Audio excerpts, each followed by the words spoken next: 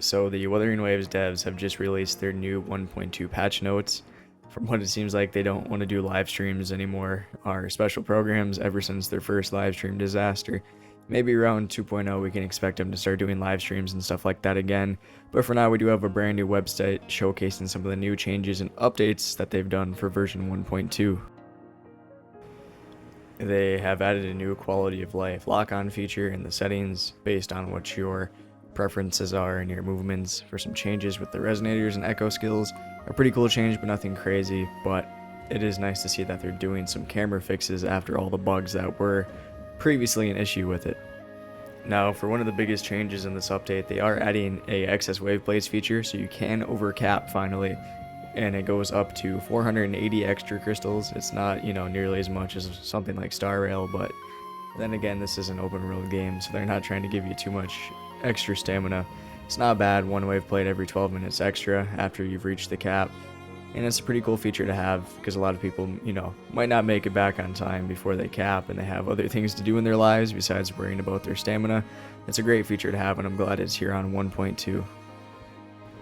Another interesting feature is like this new resonator showcase feature where you can display up to 3 resonators. It kind of like shows their alt animations, and it's very beautiful and pretty in a way, but I guess it's just for more profile customization. I don't think it allows you to see like the character builds or anything yet, so I don't, it's not anything crazy, and I wish it did show the character builds. I'm not sure, I'm not exactly sure to what this entails. Maybe it will allow you to see other people's builds, but for now it's kind of just like the Star Rail feature where you can just display your favorite characters on like the bottom menu.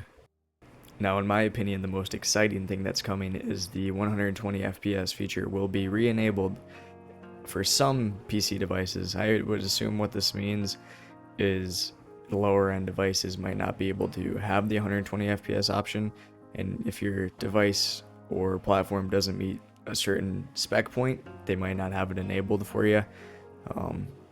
I guess it really depends, we'll have to see, but this is still pretty exciting because after launch it wasn't there because it was all buggy and there's some performance issues with it, but it's good to see.